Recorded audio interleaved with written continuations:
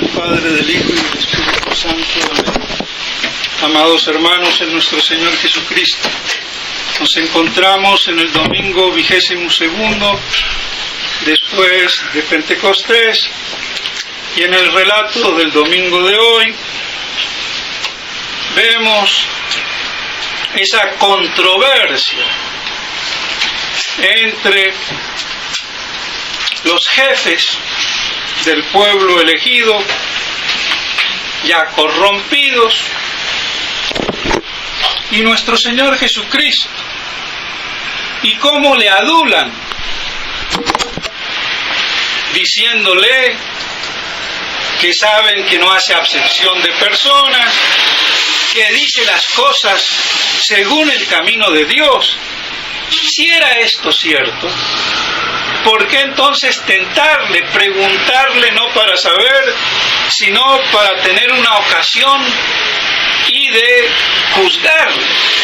¡Qué hipocresía! Hipocresía judaica religiosa hasta los tuétanos, porque sus propias palabras los condenan. Si era así, ¿por qué lo impugnan a nuestro Señor? Es evidente. Queda así reflejada entonces en la misma pregunta, en el mismo hecho histórico, esa perfidia judaica, esa corrupción religiosa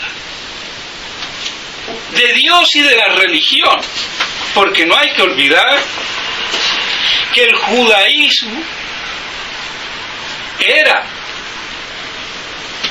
en aquel entonces la religión verdadera, o mejor dicho, no el judaísmo, sino la religión de Abraham, de Isaac y de Jacob, del pueblo elegido,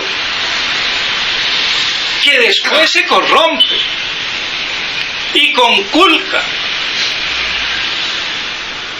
ante la presencia del Mesías, de la verdad encarnada, conculcan esa verdad y la crucifican. ¡Qué gran drama! Y ese es el gran drama de todos nosotros, que terminamos a la larga o a la corta, adorando a Cristo o crucificándolo. Y por eso no hay sino como estados permanentes cielo e infierno. Y no hay libertad de conciencias para adorar al Dios que se nos venga en gana, ni religiones judías, musulmanas, budistas, fecillistas y lo que sea, sino la religión católica apostólica de la Iglesia católica, fuera de la cual no hay salvación. Por eso toda esta perversión y perversidad modernista, que hoy ya es manifiesta, el que no lo quiera ver es porque ya realmente no quiere. Pero hasta eso Dios permite. Y así entonces estos se acercan a Jesús para preguntarle: Maestro,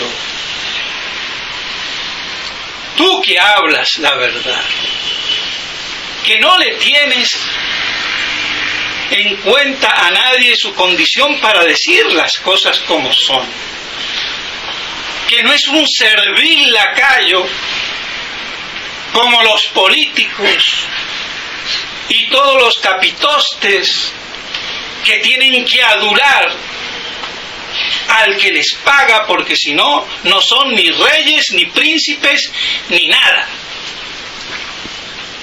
Tú que no tienes miedo de decir las cosas, ante quien sea, dinos, ¿es lícito pagar el tributo al César? ¡Qué pregunta problemática! porque había un problema político y religioso detrás de este cuestionamiento. Porque el César era la máxima autoridad del Imperio Romano que subyugaba al pueblo elegido. Y encima era divino, el divino César, era el Papa, el pontífice, como lo es en los protestantes, los gobernantes de algunos países que son papas o papizzas, porque son el jefe político y el jefe religioso de la iglesia.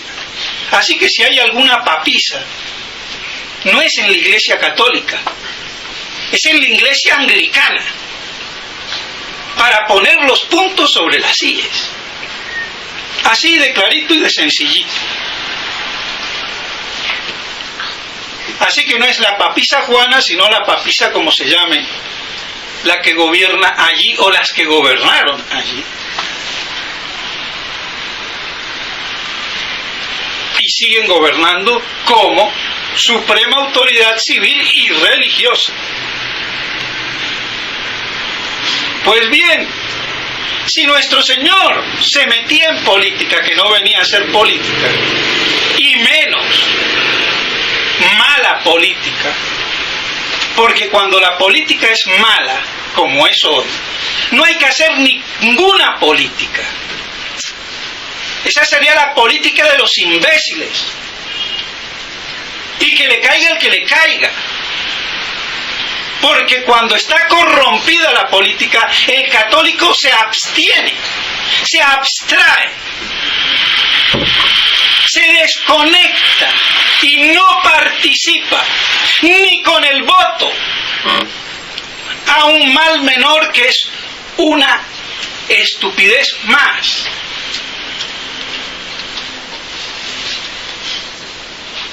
Pero no solamente para allí la cosa. Si era lícito reconocer la autoridad del César, del emperador, porque los judíos tenían al rey David y a su sucesor, el Mesías. ¿Cómo iban a reconocer otro rey? Había un problema político y religioso, y más aún, si ese César romano es divino, un judío va a reconocer al emperador romano con la categoría divina de Dios. ¡Qué apostasía! ¡Qué problema teológico más grande que el político! La pregunta no era estúpida, era perversa, maligna, porque no la hacían con buena voluntad, sino para justamente ponerlo en un dilema y lo que conteste, por derecha o izquierda, por arriba o por debajo, llevarlo al cadalso. Si no reconoces al César, eres un insidioso y digno de muerte. Si reconoces al César, tú no eres de Dios porque estás reconociendo a otro y no al verdadero Dios. ¿Qué hace nuestro Señor? Como no es lerdo ni perezoso, ni tampoco adulador, les dice: hipócritas, primerito, el saludo, buenos días, hipócritas, malnacidos, desgraciados.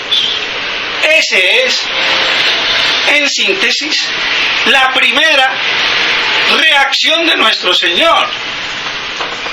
Sin ambajes, no andaba con muchas tardes, buenas tardes, su merced. Hipócritas,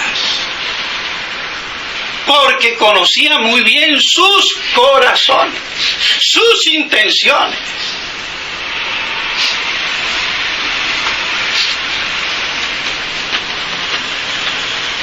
¿Qué es entonces lo que preguntáis?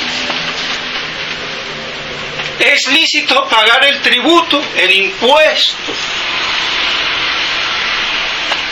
A ver, traed la moneda del tributo.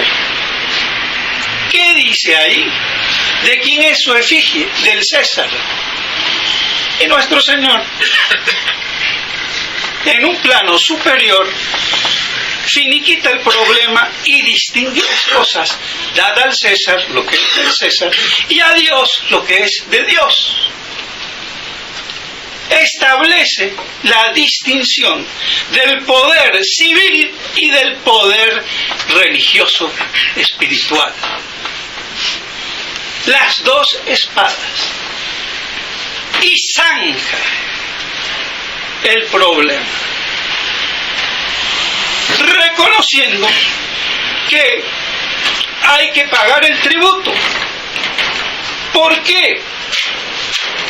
Porque hay que obedecer en todo a la legítima autoridad que tenga por función la procura del bien común. Y por eso es legítima autoridad. En esa función del orden civil. Y aquí, mis estimados hermanos, estoy hablando de orden civil, no del desorden civil. Porque la obediencia debida, incluso a los monarcas díscolos, o medios despistaditos, o loquillos, se le debe mientras procure el orden civil, no el desorden civil. Así de claro. Y para lo cual está constituido en autoridad, no para que nos venga a marreanear, que es muy distinto. Ese es el señorío político concebido por el orden natural y que reconoce la Iglesia Católica. Lo que se salga de ahí no sirve. En ese sentido, entonces, dad al César lo que es del César, pero a Dios lo que es de Dios. Como dice el padre Castellani, no le vas a dar el alma.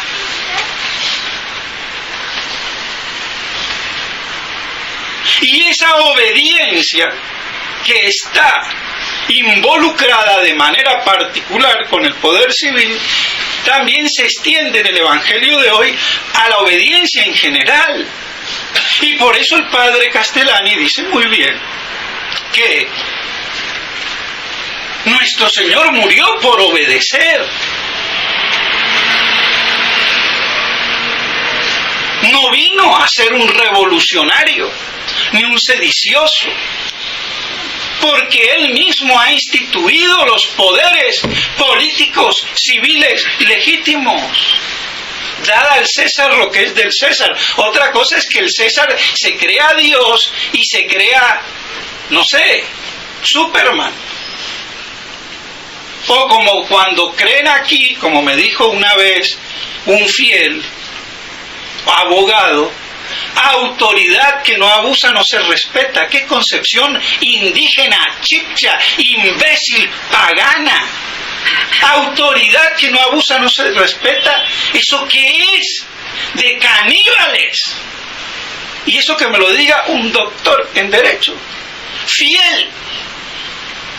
Por lo menos no viene aquí.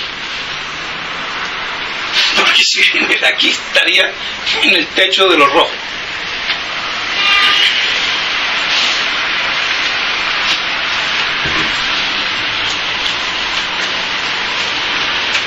Pero increíble ese concepto de la autoridad, de la obediencia.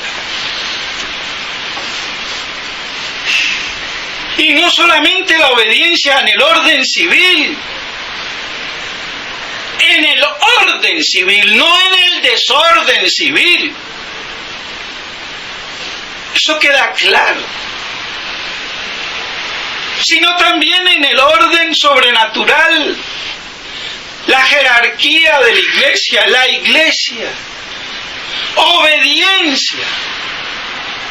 Pero no todo. El Evangelio no dice: el que no os obedece, no me obedece a mí. Eso no lo podría decir nunca el Evangelio. Porque a Cristo y a Dios se le obedece en absoluto. Y tiene poder en lo temporal. La iglesia no tiene poder directo en lo temporal. Entonces, nunca el Evangelio puede decir: el que a mí me obedece, al que a vosotros obedece, me obedece a mí. Entonces, como dice el padre Castellani, está muy mal traído y viciosamente explicado. La obediencia no es una virtud teologal, ni menos superior a la fe. El que obedece se salva, no se puede equivocar. Son estupideces o cosas que podrían ser muy buenas, bien y correctamente interpretadas, pero no mal interpretadas y sacadas de contexto. Cuando nuestro Señor dice: al que a vosotros obedece, dando a entender de que a mí me obedece, es cuando habla en textos paralelos al que hace la voluntad del que me envió, de mi Padre, el que guarda mi palabra. Pero eso es para la fe, no para la obediencia, ni a la jerarquía de la iglesia. Porque una cosa es la fe y otra cosa es la obediencia como virtud moral, que tiene límites, que son la caridad y la prudencia. La caridad, si yo veo que obedeciendo cometo un pecado venial, por mínimo que sea, no tengo que obedecer, porque el que desprecia uno de mis mandamientos, por pequeños que sea, ese será el más pequeño. Así de claro. Y de la prudencia, porque yo no puedo obedecer lo absurdo. El Estado religioso, como lo dice, citando el padre Castellani a San Roberto Melarvino, no es un Estado irracional, es un Estado racional. Luego, nadie está supeditado a obedecer lo absurdo, porque sería peor que un animal. Otra cosa es que materialmente, en algunas circunstancias, se obedezca. Pero no es obligación, ni pecado.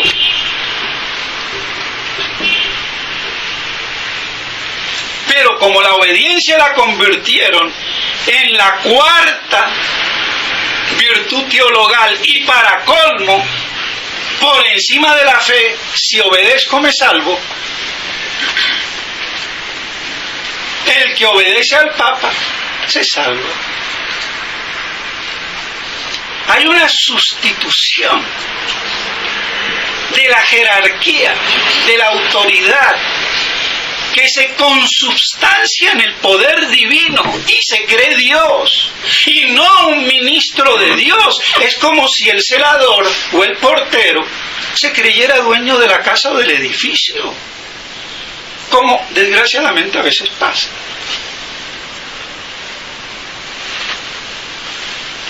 De él depende que entre o no entre. Se cree el dueño. El enano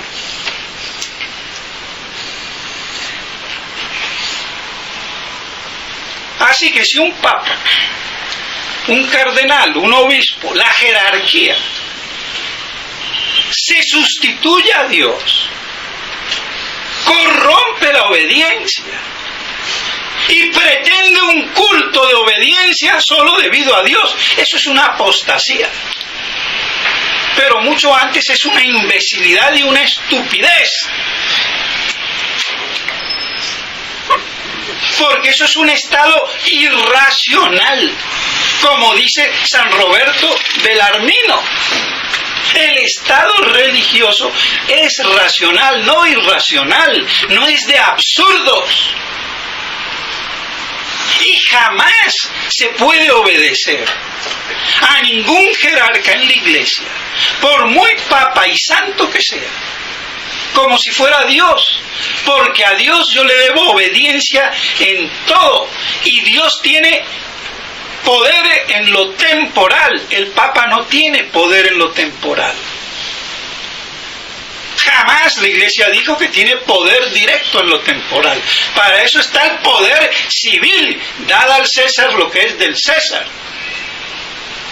Claramente quedan las cosas distinguidas con sana luz e inteligencia, como nos dice la epístola de hoy, para que discernáis, para que no seamos imbéciles, estúpidos, absurdos, porque eso no es religión, eso es bobería beata. Ese ha sido el gran problema de esta gran crisis, que viene por vía de estúpida, servil obediencia. Y por eso Dios permitió que cayeran en su aberración, porque eso no es la iglesia de Dios, esa no es la santidad, ese es el endioseamiento, al igual que Anás y Caifás y la élite del pueblo elegido, que se creían ser de los intérpretes de Dios. Estos hacen lo mismo. Al que a mí me obedece se salva. Eso solamente lo puede decir Dios, ningún sacerdote ni ningún papa.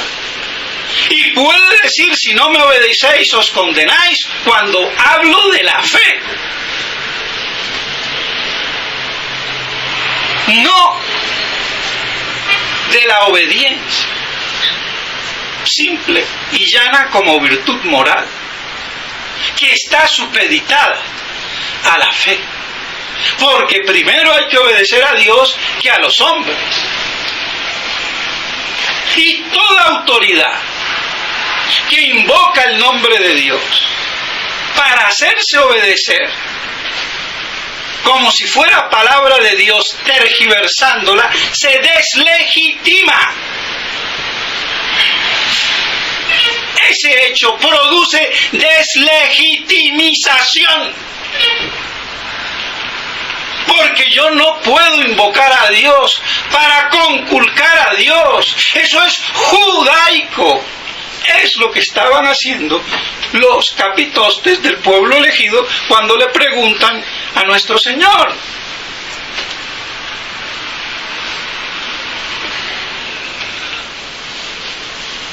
Y esa es la obediencia que nos tiene a todos mal enfocados. Por eso, Monseñor Fele, no basta que diga que Francisquito es 10.000 o 1.000.000 de veces peor que Ratzinger, y reconocerle legitimidad. Y lo mismo Monseñor Williamson. De nada sirve que diga el que está sentado ahí, como dando a entender si es papa o no, muy bien, pero después de entender que es legítimo.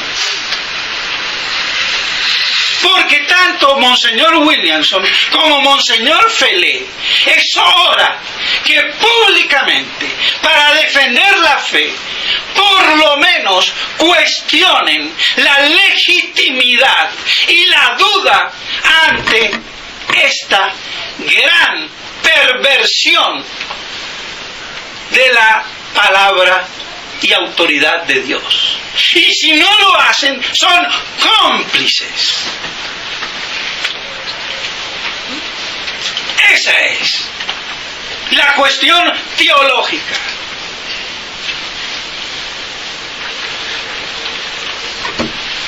No se puede seguir diciendo que hay que considerar como si fueran legítimos, porque todos sus actos indican lo contrario. Y lo menos que yo puedo hacer es guardar distancias. Lo menos, digo. Porque lo más que puedo decir son unos antipapas, apóstatas y herejes de pura cepa. Y se acabó. Pero si no tienen el rigor intelectual, ni la lucidez mental, ni la profundidad de la fe suficiente para llegar a esa conclusión teológica, por lo menos que no sigan diciendo de que esa autoridad merece respeto venia. Porque eso es obediencia para imbéciles.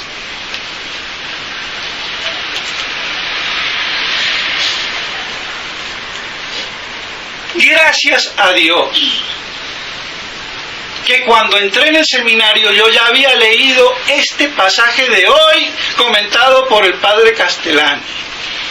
Así que nunca me tragué el cuento estúpido de que mis superiores me iban a mí a imponer la obediencia que se les diera en gana. Jamás. Es más, a superior que tuve, siempre me le enfrenté. Llámese el padre Bonter,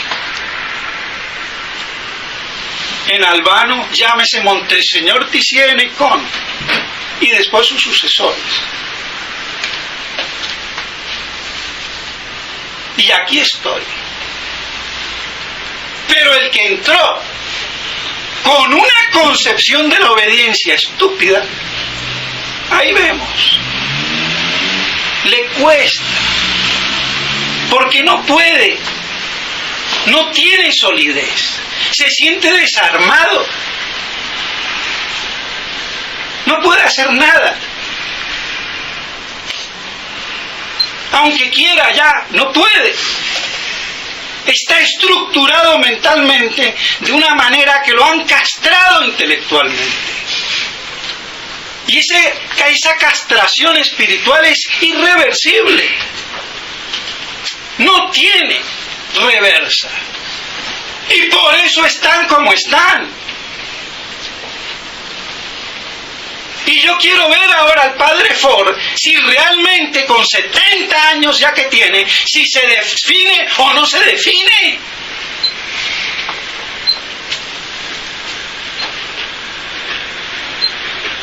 Porque eso de ser el coordinador de la resistencia, que según él comienza en el 2012 con Monseñor Williamson, es una mentira. ¿O será verdad para él esa resistencia a medias?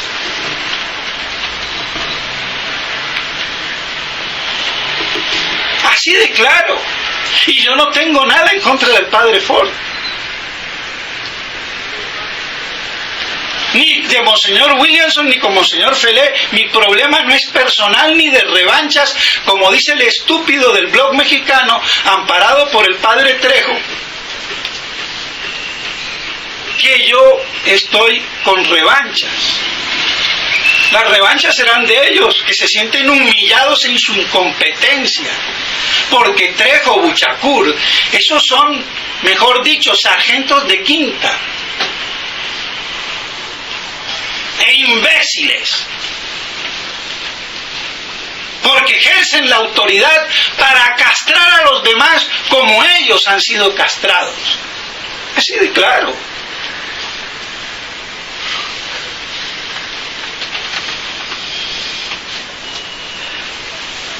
Y son todos poderosos, porque les recuerdo, mi libro de los sermones, ellos lo prohibieron en la Argentina y en México, porque yo ponía en duda la validez de la nueva misa. Es un problema teológico. Refútenlo o no, pero no prohíban un libro de sermones. Y después, si lo prohíben, díganmelo en mi cara para ver que yo me defienda. Ratas de sacristía, lamentablemente. Hipócritas. Y contra ellos personalmente ningún problema, porque me tomaría un buen vaso de vino y mejor con un buen asado argentino. No hay problema. El problema es teológico. Por eso nos dice San Pablo en la epístola de hoy, que Dios, nuestro Señor, continuará hasta el final la obra de santidad, hasta el día de Jesucristo, parusía. Y que nos mantengamos hasta el día de Cristo, y lo vuelvo a repetir, parusía. Como la epístola de hoy es parusiaca, porque la iglesia es parusiaca. Es el dogma de fe de la segunda venida de nuestro Señor en gloria y majestad. Y es Él el que restaura, no nosotros. No es ningún poder humano, del lado que sea, sino la intervención del poder divino de Cristo Rey, que con la majestad de su presencia destruirá la iniquidad. Pero como estos son Superman Scouts, que han dejado todo porque se creían que iban a reconquistar al mundo, y por eso dejan todo, se sienten defraudados. El Apocalipsis los defrauda. ¿Por qué no me casé? ¿Por qué no fui como los demás? Ah, no, porque yo iba a reconquistar, sí, en el nombre de Dios, pero yo iba a ser el gran Cid campeador de la iglesia, que voy a convertir a la humanidad. Y no convierten ni a su madre, porque como el señor Williamson no fue capaz de convertir a su madre. ¡Qué tristeza!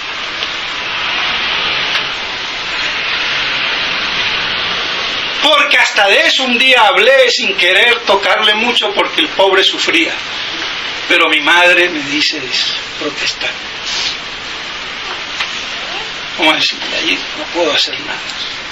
Entonces, si yo no puedo convertir a mi madre, ¡qué resistencia de conversión a los demás! Por Dios, aterricemos, discernamos con luz e inteligencia y mantengámonos firmes en la persecución, que era una gloria para San Pablo, y en la manifestación y confirmación del Evangelio, y nada más.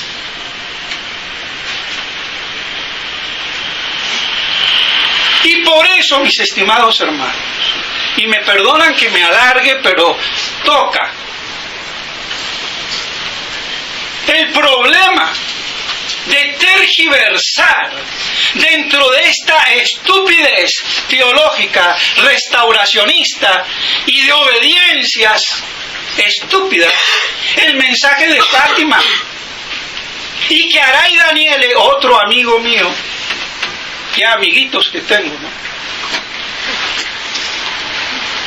que incluso me llegó a decir en privado que yo conculcaba a Fátima, y que ahora sacó por un error, o no sé si fue un error o qué fue, un artículo que salió en Radio Cristiandad, y que gracias a Dios Fabián Vázquez pudo decir por qué lo hizo, porque daba lugar a malas interpretaciones. Y vemos que ha sido magnífica la explicación, porque ha aclarado la situación, y eso sirve para que la gente oiga sobre el problema, y por eso no lo puedo dejar pasar, porque yo no puedo confundir el triunfo apodíctico del Inmaculado Corazón de María sin condiciones con la consagración de Rusia.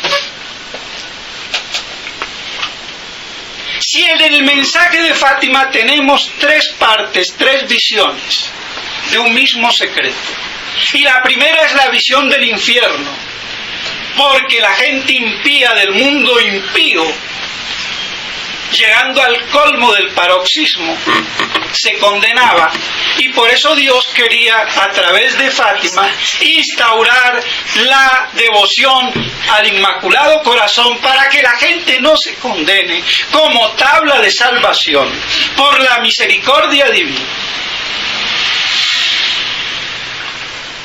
Y después,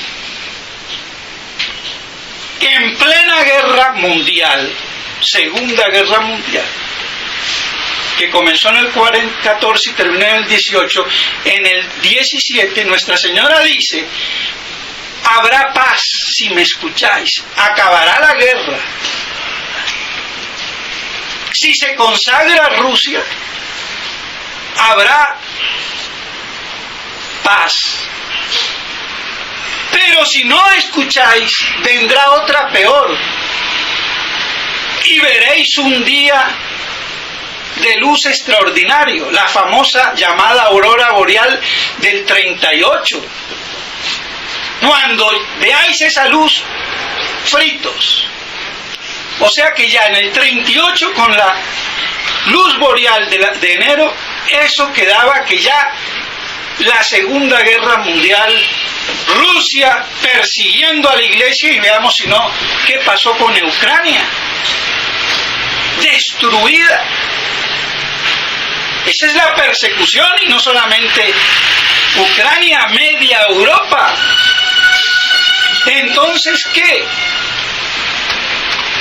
¿Todavía voy a seguir yo pretendiendo que se consagre a Rusia y que los efectos de Rusia no se produzcan? Absurdo. Además, esa visión, como lo dice el padre Alonso, era de los castigos materiales auspiciados por Rusia al no convertirse. Pero dice después que el Papa le consagrará a Rusia y habrá una cierta paz. Pío II en el 52 consagró a Rusia. Ya antes lo había hecho en el 42, si no me equivoco, diciendo el mundo en 2 ocasiones. Pero en el 52 dijo Rusia, pero lo hizo sin solemnidad, sin los otros obispos, pero dijo Rusia. Y la Virgen no dijo que me consagrará a Rusia con todos los obispos, simplemente consagrará a Rusia. Y habrá cierta paz, como en el desierto. La consagración se hizo medio ahí, yo medio atenúo la cosa, y habrá una relativa paz, como la que vimos después de la guerra del 45 y toda la Guerra Fría. Y por eso en ese sentido tienen razón los hermanos Daimon o Dimon, o como se diga, cuando dicen que para ellos allí se consagró a Rusia y se atenuó entonces ese imperio del terror, se medio frenó. Y creo que pueden tener razón, aunque son unos perfectos herejes que niegan el bautismo de deseo, las cosas como son. Pero eso no impide decir que en esto no tengan razón, o por lo menos que sea una cosa muy verosímil. De todos modos, esa consagración de Rusia era para evitar daños materiales, físicos. Segunda visión, o parte del mensaje. Falta la tercera, que son castigos espirituales, que no tienen nada que ver con Rusia, sino con la apostasía interna de la Iglesia. Entonces no confundamos los parámetros. Esos fatimólogos, ¿qué saben de Fátima? Mucho, pero les falta la visión apocalíptica y la tienen descontextualizada y confunden magnesia con maicena.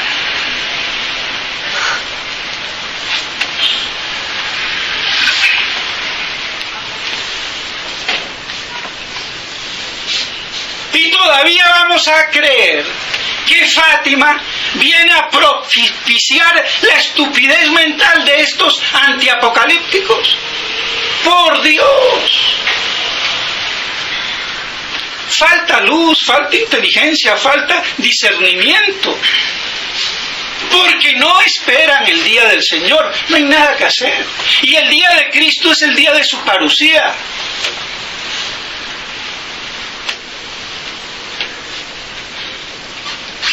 Está claro, aunque hay mucho misterio, pero yo no puedo seguir confundiendo la paz relativa, condicionada, que Nuestra Señora prometió antes del 38, porque cuando ya vieran la luz que se dio en el 38, ya no había nada que hacer. Con la paz del triunfo total del Inmaculado Corazón, que es parusiaco. Y así todo Nuestra Señora pudo, por esa misericordia, en el 52 ya pasado, atenuar por la consagración medio hecha, sin todos los requisitos, pero nombrando a Rusia, que le hizo Pío XII. Pero que no van a ser estos antipapas, ni que venga San Pío X, porque al otro día se muere de espanto o lo matan. Porque esto no lo arregla, como dice Aray Daniele, ningún papa santo, que se deje de sus estupideces.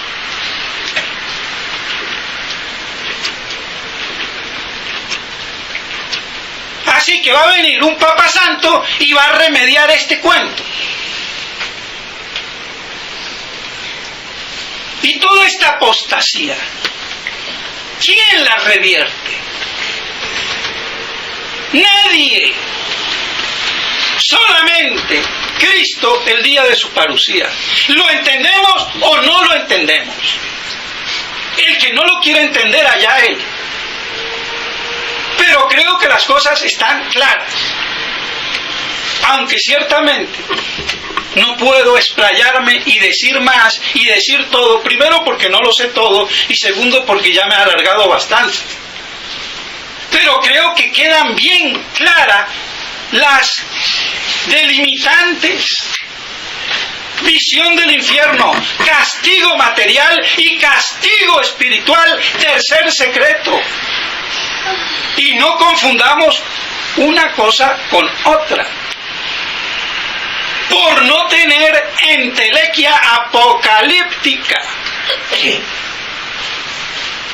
Por eso San Pablo nos dice en la epístola de hoy que Dios, nuestro Señor, continuará hasta su día fortificándonos en la santidad, y que nos alegremos con San Pablo de sus cadenas, y también que, como él, mantengamos, afiancemos, manifestemos el Evangelio, y que tengamos luz e inteligencia hasta el día de Cristo Rey, cuando vuelva en gloria y majestad. Eso es todo. Por si fuera poco.